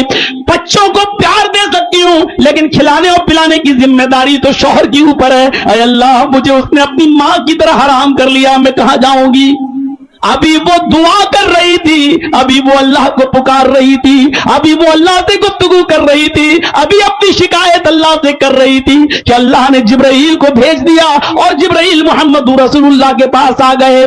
اللہ کے نبی کو پتا ہی نہیں کہ عورت مسجد نبوی میں موجود ہے, اللہ سے دعا کر رہی ہے. آپ سمجھے میرے گھر سے گئی تو اپنے گھر گئی ہوگی, ابھی وہ دعا کر رہی ہے, ابھی دعا کے ہاتھ گرے بھی نہیں کہ جبرائیل آ گئے اور جبرائیل نے محمد رسول اللہ کے پاس یہ آیتیں نازل کی. اللہ نے فرمایا نبی سے کہہ دو قد سمع اللہ قول التی تجادلک فی زوجہا وتشتکی الی اللہ واللہ یسمع تحاورکما ان اللہ سمیع بصیر. اللہ نے اس عورت کی گفتگو کو سن لیا, اللہ نے اس عورت کی فریاد کو سن لیا جو آپ سے اپنے شوہر کے بارے میں بحث کر رہی تھی, جو آپ سے اپنے شوہر کے بارے میں بحث کر رہی تھی. وہ تشتکی الی اللہ, اور اللہ سے بھی دعا کر رہی, اللہ سے بھی فریاد کر رہی ہے.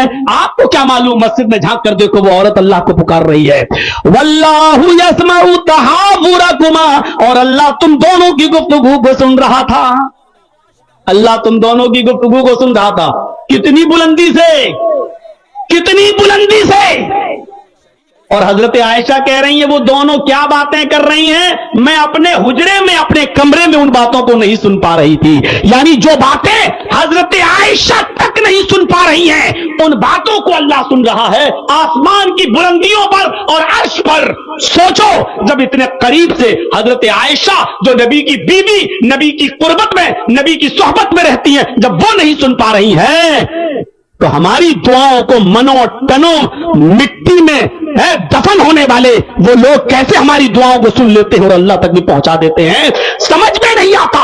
جب حضرت عائشہ زندہ باحیات ہے تو نہیں سن پا رہی ہیں, یہ مرنے کے بعد اتنی طاقتیں کہاں سے آ جاتی ہے کہ چنو اور منو مٹی کے اندر دفن لوگ ہماری فریادوں کو سن لیتے ہیں. اور اللہ کتنی بلندیوں سے سن رہا ہے آپ کو اندازہ نہیں ہوگا.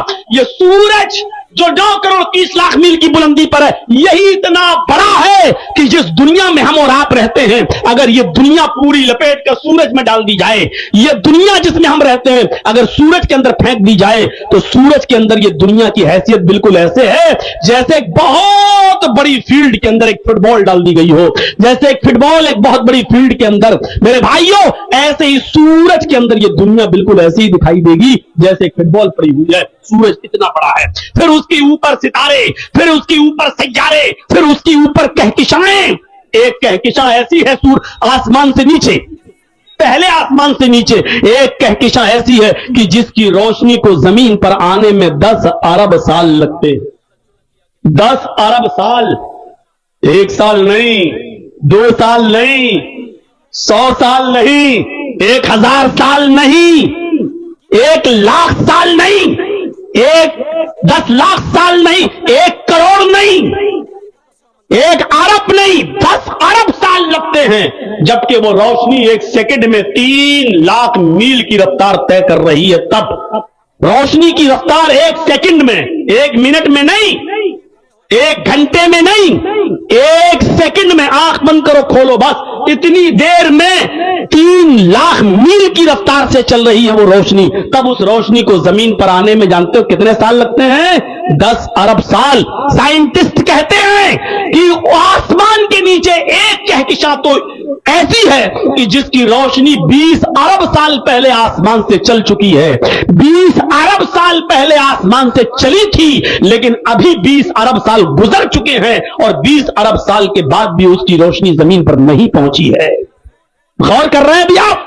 20 अरब साल गुजर चुके हैं, लेकिन उसकी रोशनी अभी तक जमीन पर नहीं आई है। इसके ऊपर और बहुत ऊपर पहला आसमान, फिर इतना ही ऊपर दूसरा आसमान, फिर इतने ही ऊपर तीसरा आसमान, फिर इतने ही ऊपर चौथा आसमान, फिर इतने ही ऊपर पांचवा आसमान, फिर इतने ही ऊपर छठा आसमान, फिर इतने ही ऊपर 7वां आसमान, फिर 7वें आसमान के ऊपर एक समंदर, क्योंकि अल्लाह का अर्श पहले समंदर के ऊपर था, फिर 7वें आसमान के ऊपर समंदर, और फिर समंदर के ऊपर अल्लाह का अर्श, और उस अर्श के ऊपर अल्लाह। इतनी बुलंदी के बाद वो क्या कह रहा है? वल्लाहु यस्मउ तहाबुरकुमा। आए मोहम्मद, मैं इतनी बुलंदी से तुम दोनों की गुफ्तगू को सुन रहा था कि इतनी नजदीकी से तुम्हारी बीबी आयशा भी तुम दोनों की बातों को नहीं सुन पा रही है। अल्लाह को किसी वसीले की जरूरत नहीं है। यह है तौहीद। अभी तो ला इलाहा इल्लल्लाह। चलिए इस पहले जुमले को अब यहीं पर खत्म करते हैं, वरना तौहीद पर भी और बोला जा सकता है। तो फअफ़ज़लुहा क़ौलु ला इलाहा इल्लल्लाह। अफजल कलमा क्या है? अफजल ईमान, अफजल दर्जा ईमान का ला इलाहा इल्लल्लाह। अब आइए दूसरे पर, व अदनाहा इमाततुल अज़ा अनित तरीक। सबसे कमतर दर्जा ईमान का क्या है? रास्ते से तकलीफ दे चीज को हटा देना। मामूली मत समझो, चले जा रहे हैं 4 व्हीलर पर, अल्लाह ने दे दिया तो बस अब जमीन पर पैर नहीं रखते। रास्ते में केले का छिलका अगर नजर पड़ जाए तो साइड में गाड़ी को रोक लो और केले का छिलका हटा दो। पत्थर पड़ा हुआ दिख जाए, गाड़ी को तो दाएं बाएं से निकाल लिया, ठीक है, लेकिन गाड़ी को साइड में रखकर उस पत्थर को हटा दो। तुम तो निकल गए। हो सकता है कि कोई अंधा बेचारा उस केले के छिलके पर अगर पैर रखकर फिसल जाए और इत्तेफाक से वो बूढ़ा भी हो और उसकी कमर की हड्डी टूट जाए तो बुढ़ापे में जल्दी संभलती भी है। कोई कांटा पड़ा है, तुम्हारी नजर पड़ गई तो उठाओ फेंक दो। एक बात याद रखिएगा, जिस तरह नुकसानदेह और तकलीफ दे चीजों को रास्ते से हटाना सवाब है, उसी तरीके से जानबूझकर इन चीजों को रास्ते में फेंकना गुनाह भी है। केला खाते हुए जा रहे हैं, वो फेंक दिया छिलका। बीच सड़क पे गए, डाल दिया ना। ये तकलीफ दे चीज है। तकलीफ दे चीज में नाक भी आती है, थूक भी आता है, बलगम भी आता है, लैट्रिन भी आती है। ये सारी की सारी चीजें तकलीफ दे चीजों में शामिल हैं। इन तमाम चीजों से तकलीफ होती है।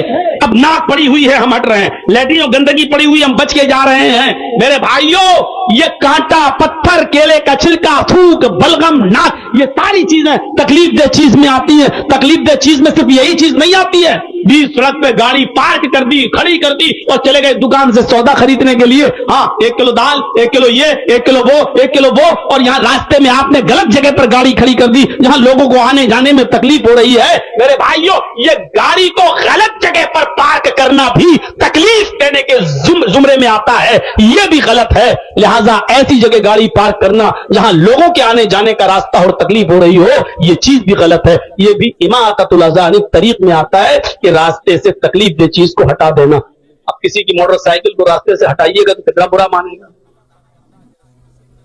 मान लीजिए बीच रास्ते में खड़ी हुई है और अल्लाह के रसूल की हदीस तो ये कि रास्ते से तकलीफ दे चीज को हटा दो।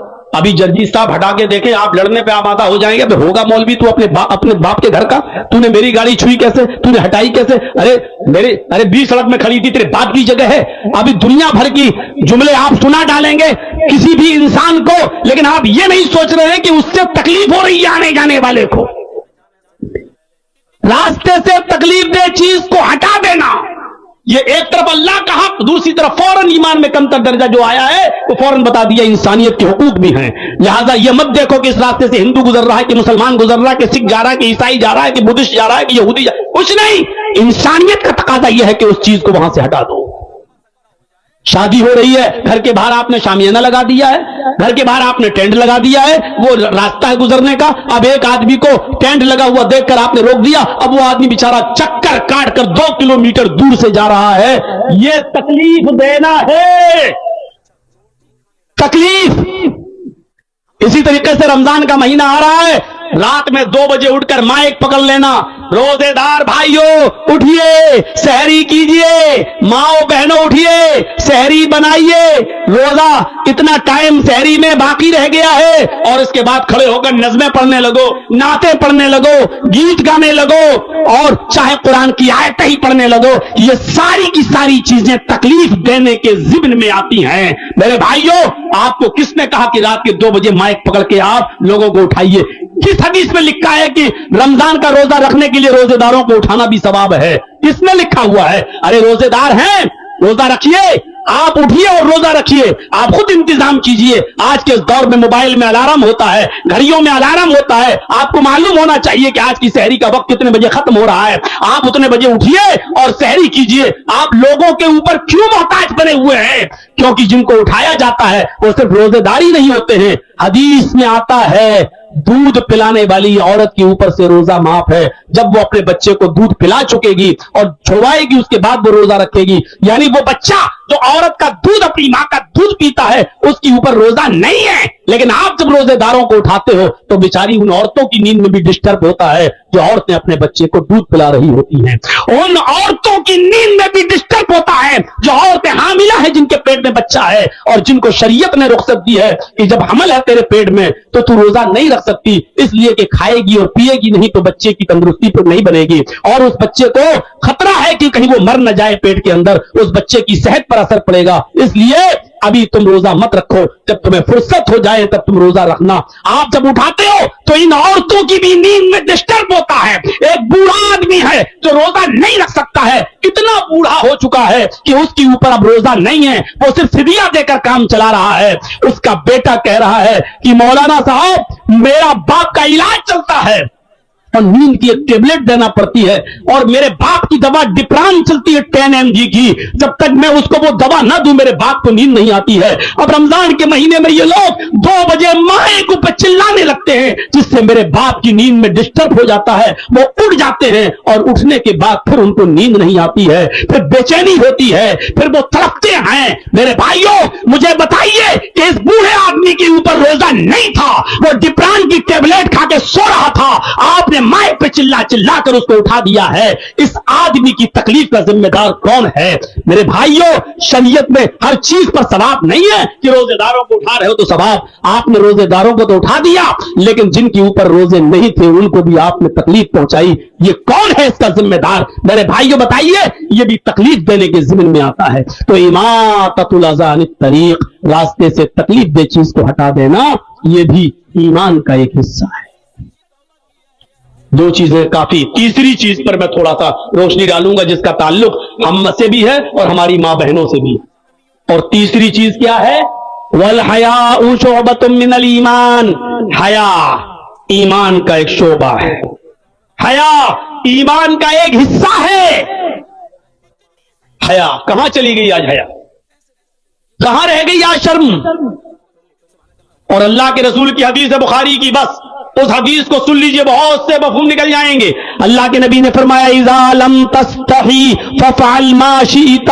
اگر تیرے اندر شرم نہ رہی، اذا لم تستحی، جب تیرے اندر شرم ہی نہ رہی، ففعل ما شئت، تو جو تیرے دل میں آئے گا وہ کام کرے گا. یعنی جب انسان کے اندر سے شرم و حیا نکل جائے تو انسان جو چاہے گا وہ کرے گا، کیونکہ اب شرم و حیا نہیں رہی. دیکھ لیجئے ہماری وہ بہنیں، ہماری وہ بیٹیاں، ہماری وہ لڑکیاں جو کل تک کتنی شرم و حیا کرتی تھی، جن کے خوبصورت گالوں کو آسمان आसमान की निगाहों ने भी कभी नहीं देखा था। लेकिन आज जब वेस्टर्न कल्चर से मुतासिर होकर, जब पश्चिमी सभ्यता से मुतासिर होकर, जब मगरबी तहजीब से मुतासिर होकर, जब हमारी लड़कियों ने अपने सरों से दुपट्टे तक उतार दिए हैं, ये तो छोड़ो, शॉर्ट कपड़े जब अपनाना शुरू किए हैं, ये भी छोड़ो, तो आप इंस्टाग्राम पर चले जाइए और टिकटॉक पर चले जाइए तो आप देख लीजिए कि हमारी बहनों और बेटियों के कपड़े भी उतर चुके हैं, दुपट्टे भी उतर चुके हैं, और किस तरीके से डांस कर करके वो अपनी वीडियो बना रही हैं। हमें नहीं मालूम आपके झारखंड का हाल क्या है, हमें नहीं मालूम कि आपके पाकुड़ की लड़कियां क्या कर रही हैं, हमें नहीं मालूम कि साहिबगंज और गुड्डा की बच्चियां क्या कर रही हैं। आओ हमारे लखनऊ की तरफ आइए, हम आपको दिखाएं कि बड़े बड़े हाजियों, बड़े बड़े नमाजियों और बड़े बड़े मौलवियों और बड़े बड़े कारियों की लड़कियां कॉलेजेस और यूनिवर्सिटी से पढ़ने के बाद अपने घरों में इंस्टाग्राम पर रील बना बना के डाल रही हैं, जिनके बाल कटे हुए हैं, दुपट्टे उतरे हुए हैं, सीने खुले हुए हैं, शॉर्ट कपड़े हैं, चुस्त लिबास पहने हुए हैं। मेरे प्यारे साथियों, जब बेशर्मी ने, बेहयाई ने जब मुल्ला और मौलवियों के घरों तक में डाके डालना शुरू कर दिए हैं और सेंध लगा दी है, और हाजियों नमाजियों की लड़कियां भी जब इस हद तक और इस दहलीज पर पहुंच चुकी हैं, तो औरों की मिसालें हम आपको क्या दें और औरों की मिसालें हम कहां तक आपको दें। मेरे भाइयों, अंदाजा लगाइए आप। इसीलिए अल्लाह के नबी ने फरमाया, इज़ा लम तस्तही फफ़अल मा शिता, जब तेरे अंदर से शर्म हया ही नहीं रही तो जो भी तेरे दिल में आएगा वो तू करेगा। वरना शर्म हया तो वो चीज थी, शर्म हया तो वो चीज थी कि अल्लाह के रसूल ने औरतों से क्या कहा है, जरा तसव्वुर करें आप। औरतें मस्जिदों में नमाज पढ़ने जा सकती हैं, इजाजत है उनको। मसला याद रखिएगा, अल्लाह के नबी ने यहां तक फरमाया, ला तमनऊ इमा अल्लाह अन युसल्लीना फिल मस्जिद। अगर औरतें मस्जिदों में नमाज पढ़ने की इजाजत मांगे तो उनको दे दो, उनको मस्जिदों में जाने से मत रोको। अल्लाह के नबी के जमाने में औरतें मस्जिदों में आया करती थी नमाज पढ़ने। ये बात अब आपके समझ में आ गई। अब जो चीज बताने जा रहा हूं उसका ताल्लुक शर्म हया से है। देखिए, औरतें मस्जिदों में अल्लाह के नबी के जमाने में जाया करती थी, नबी के पीछे नमाज पढ़ा करती थी, ये सब सही है। अल्लाह के नबी ने यह भी फरमाया कि औरतें मस्जिदों में नमाज पढ़ने के लिए जाएं, और इजाजत मांगे तो तुम अपनी बीवियों को, अपनी बहनों को, अपनी बेटियों को मस्जिदों में जाने से मत रोको। यानी वो जाना चाहे तो जा सकती है, तुम रोकने वाले कोई नहीं होते हो। इन अहादीस की रोशनी से पता चलता है कि औरतें जब चाहें, जिस वक्त चाहें मस्जिद में नमाज पढ़ने जा सकती हैं, ये अपनी जगह पर। लेकिन इसके बावजूद अल्लाह के नबी सल्लल्लाहु अलैहि वसल्लम ये फरमा रहे हैं, औरत का अपने घर में नमाज पढ़ना मस्जिद में नमाज पढ़ने से ज्यादा अफजल है। क्योंकि औरत अपने घर में नमाज पढ़ेगी तो मस्जिद में नमाज पढ़ने वाले मर्दों से दूर रहेगी। अब यहां से अंदाजा लगाइए, औरत मस्जिद में जा सकती है, बल्कि जाती थी, नबी के पीछे भी नमाज पढ़ती थी। और अल्लाह के नबी ने जब ये फरमाया कि औरतों का अपने घर में नमाज पढ़ना ज्यादा अफजल है, इसके बावजूद भी औरतें मस्जिद में जाया करती थी, क्योंकि अल्लाह के नबी ने मना नहीं किया है, इजाजत है। लेकिन नबी का फरमान ये कि औरतें अगर मस्जिद में नमाज पढ़ने जाना चाहें तो जाएं, लेकिन नबी ने यह भी कह दिया कि औरत का अपने घर में नमाज पढ़ना मस्जिद में नमाज पढ़ने से ज्यादा अफजल है। उसके बाद फरमाया, औरत का अपने घर के आंगन में नमाज पढ़ना, औरत का अपने घर के आंगन में नमाज पढ़ना ज्यादा अफजल है।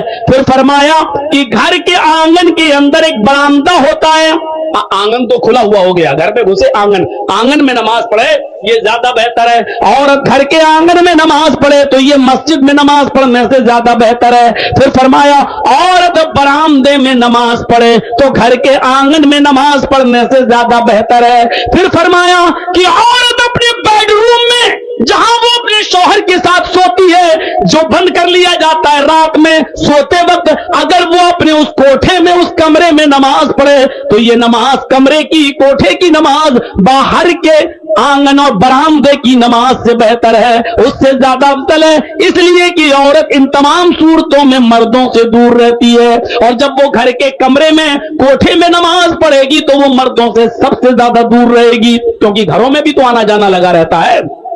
کبھی چچا کا بیٹا چلا رہا ہے, کبھی خالہ کا بیٹا چلا رہا ہے, کبھی پھوپھی کا بیٹا چلا رہا ہے, آپ ان کو روک تو نہیں لیتے ہو. تو اسی لیے کہا عورت کا اپنے کمرے میں, اپنے بیڈ روم میں نماز پڑھنا گھر کے برآمدے میں نماز پڑھنے سے زیادہ افضل ہے. میری ماں, میری بہنوں سنو, اللہ کے نبی نے کتنی بڑی بات کہی ہے. یعنی عورت مردوں سے جتنا زیادہ دور رہے گی اتنا زیادہ بہتر ہے. یہ شرم تھی, یہ حیا بتائی ہے عورت کی جناب محمد رسول اللہ صلی اللہ علیہ وسلم نے. مسجد میں نیک لوگ اور متقی لوگ آتے ہیں, لیکن اس کے باوجود فرمایا کہ ان مردوں سے بھی دور رہو تو یہ زیادہ افضل ہے. جبکہ مسجدوں میں کتنا بھی بڑا کوئی گناہگار ہو اور کتنا بھی بڑا کوئی پاپی اور کبابی ہو, لیکن کسی بھی لڑکی کو لے کر وہ مسجد میں تو غلط کام نہیں کر سکتا ہے. مسجد کا ادب و احترام اتنا تو مسلمانوں کے دل میں باقی ہے کہ وہ کسی بھی عورت یا لڑکی کے ساتھ مسجد میں تو غلط کام نہیں کر سکتا ہے. تو میرے بھائیوں, اس کے باوجود اللہ کے نبی کہہ رہے ہیں یعنی عورت سب سے زیادہ سرکشت, سب سے زیادہ محفوظ ہے مسجد میں, لیکن پھر بھی اللہ کے نبی یہ کہہ رہے ہیں کہ عورت کا گھر میں نماز پڑھنا مسجد میں نماز پڑھنے سے بہتر ہے. اس کا مطلب یہ ہے کہ مردوں کے دل میں اٹھنے والے شیطانی خیالات اور وسوسوں سے عورت کو اتنا محفوظ ہونا چاہیے کہ وہ مسجدوں میں بھی جائے تو یہ سوچ کے جائے کہ کسی کے دل میں یہ خیالات آ سکتے ہیں, اور شیطان تو ہر کسی کے ساتھ لگا ہوا ہے. آپ اندازہ لگائیے. اللہ کے نبی نے فرمایا اگلی صف, جماعت ہو رہی ہے نا, جماعت, اللہ اکبر, جماعت, پہلی صف کا ثواب اتنا زیادہ ہے, پہلی صف میں نماز پڑھنے کا ثواب اتنا زیادہ ہے کہ اللہ کے نبی فرماتے ہیں اگر کسی کو اگلی صف کا ثواب معلوم ہو جائے, کسی کو پہلی صف کا ثواب پتا چل جائے کہ کتنا ہے, تو پہلی صف میں آنے کے لیے وہ لڑے گا, جھگڑا کرے گا, اور جب مسجد میں آئے گا تو کہے گا مجھے پہلی صف میں جانا ہے. یہاں تک کہ قرآن اندازی کی نوبت آ جائے گی, پرچیاں پھینکنے کی نوبتیں آ جائیں گی, پرچیاں ڈالنے کی نوبتیں آ جائیں گی. یہ پہلے صف کا ثواب ہے. سارے صحابہ چاہتے تھے کہ ہم پہلی صف میں نماز پڑھیں, ہم نبی کے پیچھے نماز ادا کریں, یہ پہلی صف کا ثواب بتایا ہے. لیکن اللہ کے نبی نے یہ مردوں کے لیے فرمایا ہے. عورتوں کے لیے دیکھیے کیا حکم ہے. نبی کے زمانے میں بھی عورتیں مسجدوں میں نماز پڑھنے آتی تھی.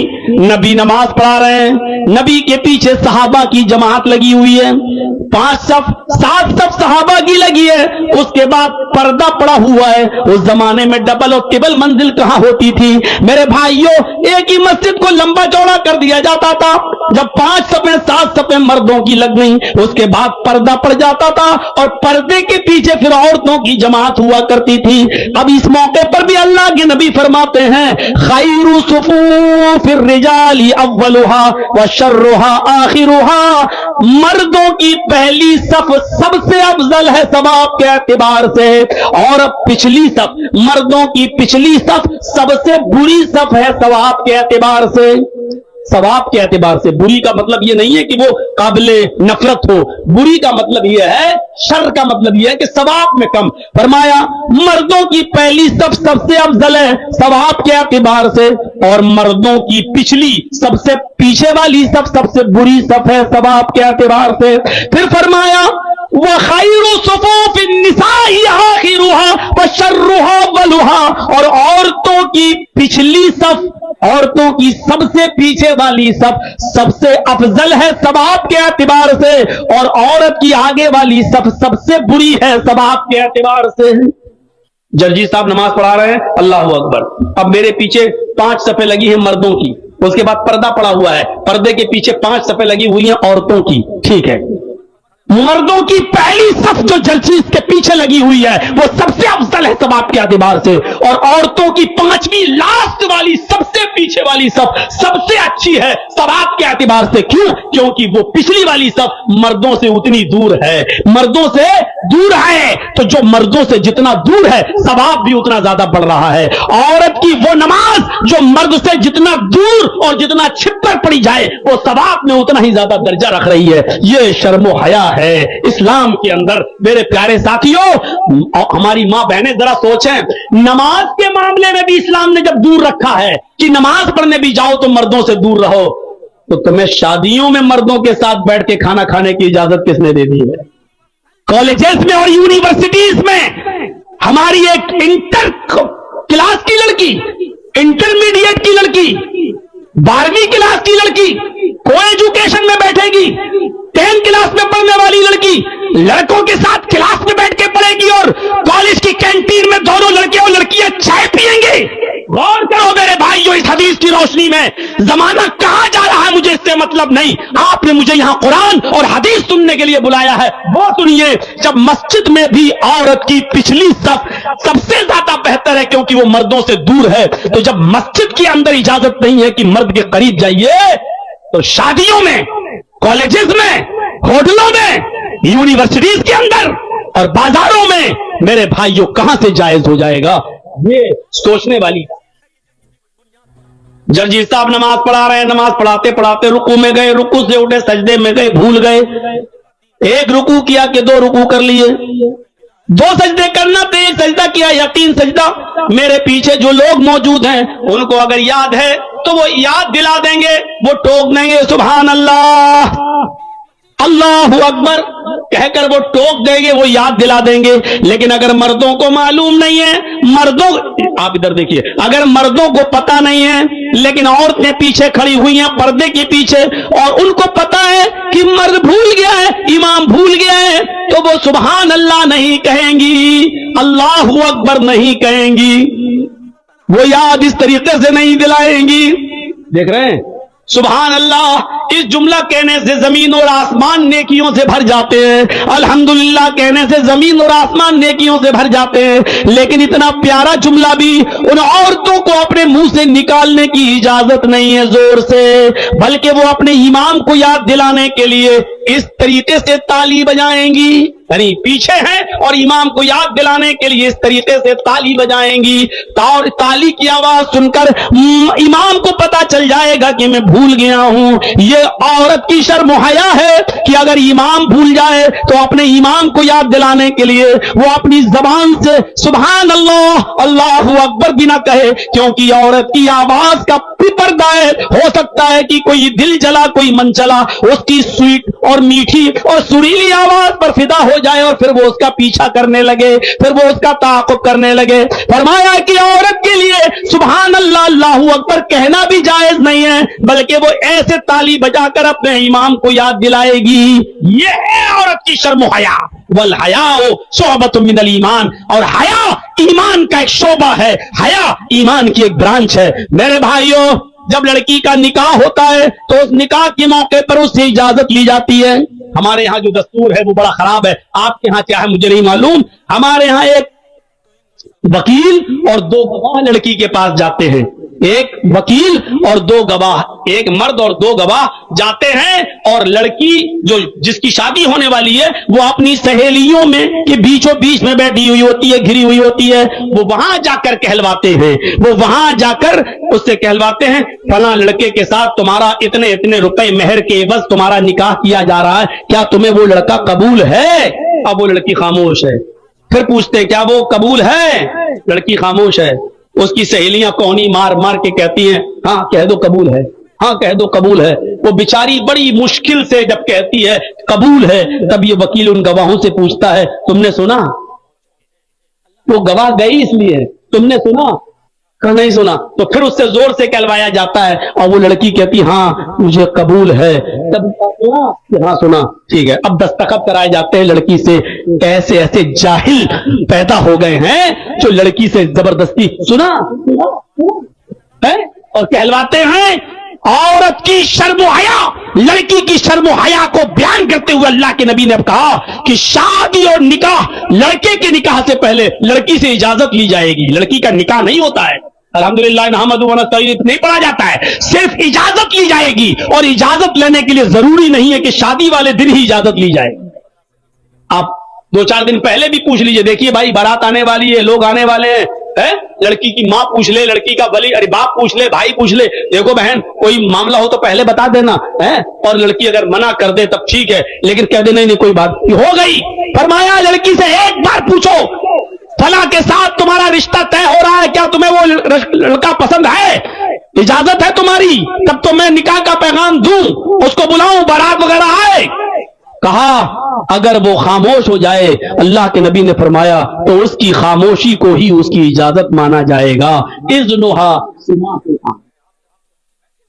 हमारे बाज़ उलमा ने लिखा है कि शादी वाले दिन ऐसा होता है, लड़की के कपड़े लड़के वाले के पास जाते हैं और लड़के वालों की तरफ से कपड़े लड़की के पास आते हैं। यानी लड़का लड़की को कपड़े भेजता है और लड़की वाले लड़के को कपड़ा भेजते हैं। अगर शादी वाले दिन लड़की ने लड़के की तरफ से आए हुए कपड़ों को पहन लिया, शादी वाले दिन लड़की ने लड़के वालों की तरफ से आए हुए कपड़ों को खुशी खुशी पहन लिया, तो इसी को इजाजत समझा जाएगा। अब लड़की से पूछने की भी जरूरत नहीं है कि तुमने निकाह कबूल किया कि नहीं किया है, क्योंकि उसने खुशी खुशी कपड़े पहन लिए। इसका मतलब यह है कि वो लड़की शादी के लिए तैयार है, यही उसकी इजाजत है। इज़्नुहा सिमातुहा, उसकी खामोशी उसकी इजाजत है। यह शर्म हया बताई है लड़की की, यहां जबरदस्ती। अब लड़कियों में इतनी शर्म हया है कि कह दो खामोश हो जाए तो उसकी इजाजत मान लो। आज के इस दौर में खामोश हैं। अभी भी जाइए तो रात के 2:25 हो रहे हैं, अभी भी कहीं ना कहीं चौंचे चल रही होंगी। अभी भी ऐसे मोबाइल से मोबाइल ये सब हो रहा होगा। अभी भी ये रात के 2:30 बजे भी मेरे भाइयों और इजाजत का माहौल होगा। रात के 2:30 बजे भी लगे हुए होंगे और गुडुरगू जैसे कबूतर चौंचे लड़ाता है, उस तरीके से यह माहौल हो चुका है। जबकि लड़की की शर्म हया का ख्याल तो अल्लाह के नबी ने यह कहा कि शादी के दिन भी अगर वो खामोश हो जाए तो समझ लो भी यही उसकी इजाजत है। 2:30 बज गया है, 1:45 से लेकर 2:30 तक 2.25 घंटा में 1.5 घंटा सोच के आया था। 2.25 घंटे का खिताब काफी है। मेरे प्यारे साथियों, ईमान की अफजल बुनियाद और अफजल दर्जा ला इलाहा इल्लल्लाह, जो तफसीली आपने सुना, रास्ते से तकलीफ दे चीज को हटा देना, ये आपने सुना। और हया शर्म, ये औरत का लिबास और ये ईमान का हिस्सा। ये ईमान के 3 दर्जे हमें और आपको अपने अंदर पैदा कर लेना चाहिए। अल्लाह से दुआ है कि बारे इलाह हमारे अंदर तौहीद पैदा फरमा दे। अल्लाह हमें इंसानियत की खिदमत करने की तौफीक अता फरमा। अल्लाह शर्म हया हम मर्दों में भी कूट कूट के भर दे और औरतों में भी कूट कूट के भर दे। इलाहुल आलमीन, जब तक हम जिंदा रहें, इस्लाम पे हमें जिंदा रखना, तौहीद पर हमें जिंदा रखना, और जब हमारा खात्मा हो तो ईमान पर हमारा खात्मा फरमाना।